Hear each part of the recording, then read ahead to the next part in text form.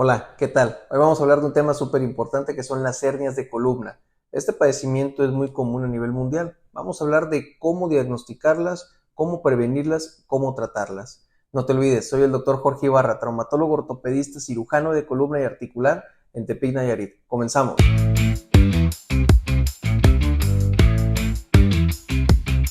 Se dice que a nivel mundial el 30 al 40% de la población adulta va a tener alguna hernia de columna. ¿Qué es esto? Es una degeneración del disco intervertebral. La razón del por qué en los adultos mayores se degenera más el disco es por la hidratación. El disco intervertebral se compone en un 90% de agua y eso permite que con el paso del tiempo se vaya deshidratando y favorecer una hernia. Recordemos que pueden salir hernias a nivel cervical, torácico o lumbar. Otro factor importante es el colágeno. El colágeno puede ser de tipo 1 o tipo 2, que es el principal componente de estos discos intervertebrales, y con ello cuando pierde su enlace o su fortaleza va a hacer que salga una hernia de disco. Veamos un disco intervertebral como una llanta. Puede salir un llantazo o una bola, que eso va a ser la compresión de los nervios de la espalda baja o cervical o torácica. Tenemos tres factores indispensables para que pase o suceda una hernia de disco: la degeneración, los traumatismos o las cargas de objetos pesados. Esto es lo que va a favorecer o va a sacar las hernias, ¿sí? Una protrusión que va a comprimir los nervios, ya sea de la espalda cervical, torácica o lumbar. En nuestra columna tenemos 7 vértebras cervicales, 12 vértebras torácicas, 5 vértebras lumbares. Entre cada una va a haber algo que se llama disco intervertebral. Este disco sirve como amortiguador y para disipar las cargas de nuestra columna. Ahora vamos a hablar de los síntomas. El síntoma más común en una hernia de disco va a ser el famoso dolor ciático. El nervio ciático viene conformado por todas las raíces lumbares que van a llegar a la pelvis y se forma el famoso nervio ciático. Una compresión de una de ellas me va a dar dolor ciático. Puede ser a una pierna o a otra. Además de esto, dan síntomas como entumecimiento, ardor, hormigueo, pérdida de fuerza, que son los más comunes. Siempre en la consulta, dependiendo de la cronicidad, se van a presentar uno de ellos o en conjunto todos van a formar un síndrome neurogénico. Los síntomas a nivel cervical van a ser muy similares, desde entumecimiento, ardor, hormigueo, incluso calambres. La cuestión cervical me va a sacar unas ramas sensitivas y motoras que van a inervar las manos. Entonces puede haber debilidad y muchos pacientes llegan diciéndome que se les caen los objetos de las manos. Eso es lo más común que va a presentar un paciente con una hernia cervical. Vamos a hablar de unos síntomas que son alerta, que te ocupan una atención dentro de las primeras 24 horas. Hay pacientes que pueden llegar a perder la función completa de las piernas o de los brazos cuando esta hernia comprime demasiado el conducto medular o la médula.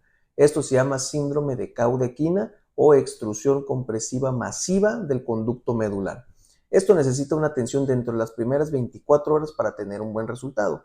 Día que pasa, día que degenera este resultado y no va a llegar a un 100%. En estos casos es indicativo acudir a urgencia de manera emergente. En ese momento yo solicitaría alguna resonancia magnética, alguna tomografía para ver la magnitud de la compresión. Sin embargo, dentro de una atención oportuna podremos recuperar el 100% como lo comentamos. Estos síndromes tienen una característica indispensable o esencial que es cese completo de un momento a otro. En cuanto al diagnóstico, debemos de recalcar que el número uno siempre será la exploración física. Es la que llevamos en consultorio. Es un mapeo de todos los nervios para ver en qué grado o cuál puede estar comprimido. De ahí siguen los estudios de imagen. Los estudios de imagen pueden ser una resonancia magnética, tomografía o radiografías, sabiendo que el gold estándar o el estándar de oro va a ser siempre la resonancia magnética. Este me va a permitir ver a qué grado puede estar comprimido un nervio o en qué grado puede estar dañado. Ya dentro de las imágenes vamos a ver qué tipo de hernia podemos tener o qué tipo de compresión. Puede ser una hernia al centro, puede ser una hernia directo al foramen o donde sale la raíz nerviosa o fuera del foramen, que son las más comunes. Esto me va a hablar mucho de los síntomas y de la gravedad del mismo. Todo eso lo vemos con la resonancia magnética, que es el estudio, como dijimos, estándar de oro.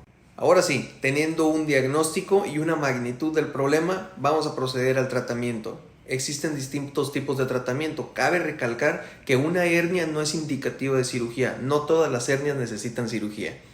Existe la medicación, existe la terapia física. Cuando estos tratamientos no favorecen o no quitan los síntomas, podemos proceder a un tratamiento quirúrgico. Existe desde radiofrecuencia, del cual somos expertos, técnicas de mínima invasión como la endoscopia de columna, con la cual yo meto las cámaras y podemos extraer una hernia. Cuando los tratamientos de menor invasión no favorecen al paciente, ¿qué tenemos que hacer? Un tratamiento un poquito más invasivo. Sin embargo, esto le va a favorecer al paciente en solución completa de su problema. Puede ser una instrumentación de columna. No hay ningún detalle. Todos los pacientes se levantan a caminar al día siguiente de su cirugía. En este caso nos vamos a enfocar en los tratamientos de mínima invasión, ya que el 90% de los pacientes pueden ser candidatos a estos tratamientos. La radiofrecuencia, una técnica novedosa, la cual nos ha permitido cambiar mucho de las cirugías antiguas a una cirugía de mínima invasión. Estas son unas cánulas que yo coloco dentro de la columna, dentro de los discos intervertebrales, y lo que hacen es, por estimulación de una máquina especial, va a formar calor. Y ese mismo calor va a hacer que se retraigan las hernias. Sin embargo, la única herida que hacemos es una punción. No quedan heridas, no quedan sangrados, los riesgos son mínimos, no hay riesgos de infección y por ello favorecen al paciente en cuanto a su recuperación. El segundo tratamiento de menor invasión, la endoscopía, una técnica de menor invasión en la cual una herida de medio centímetro me permite colocar una cámara dentro de la columna y con ello llegar al disco intervertebral y poder extraer la hernia. Con esto liberamos el conducto medular, así como las raíces nerviosas, y con ello eliminamos el dolor ciático. Una técnica mínima invasiva que nos va a permitir que terminando el quirófano pueda salir a caminar el paciente, incluso irse de alta a casa. Recalquemos un poquito de las ventajas de la mínima invasión. Sin sangrado, sin heridas, sin riesgos de infección, las cuales nos van a permitir que el paciente terminando de quirófano se pueda levantar, incluso irse de alta a su casa a descansar.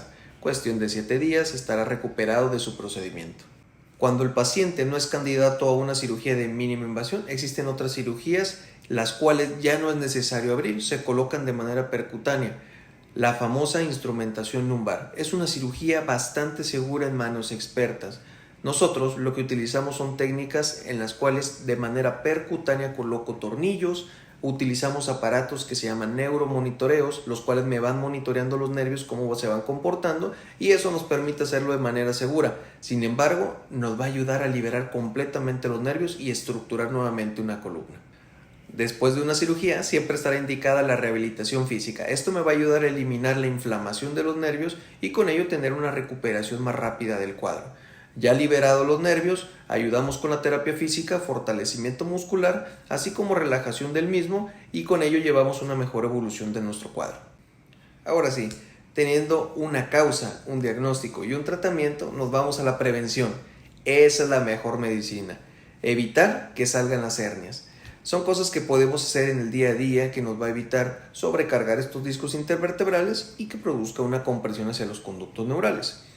El principal motivo de una hernia, hablamos que es la carga. Entonces, se recomienda que un paciente o una persona común no deba de cargar arriba de 10 kilos. Existen técnicas específicas para hacerlo, como son agarrar el objeto, doblar las rodillas y poder levantarnos con las rodillas sin inclinar la columna, ya que una inclinación de la columna va a duplicar, triplicar o cuatriplicar las cargas y eso va a favorecer que las cargas posteriores causen una hernia.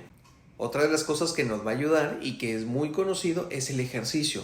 Hacer una actividad física de 30 minutos al día, utilizar las bicicletas ya sea estática o de pista, así como la natación, nos va a ayudar mucho a evitar las cargas en los discos intervertebrales, va a evolucionar la musculatura y eso va a estabilizar un poquito más, evitando que cree cargas posteriores y una hernia de disco. Esos son los 3 ejercicios indicados para eliminar o evitar una hernia de disco. Ahora sí, tenemos causas, diagnóstico, tratamiento y cómo prevenir una hernia de disco. Ya conoces un poquito más de lo que son las hernias de disco. Si tú tienes algún problema, atiéndete con nosotros, atiéndete con el experto. No olvides suscribirte con nosotros y obtener más información de padecimientos, tanto de cirugía de columna como cirugía articular o fracturas. Atiéndete con el experto, será un placer atenderte.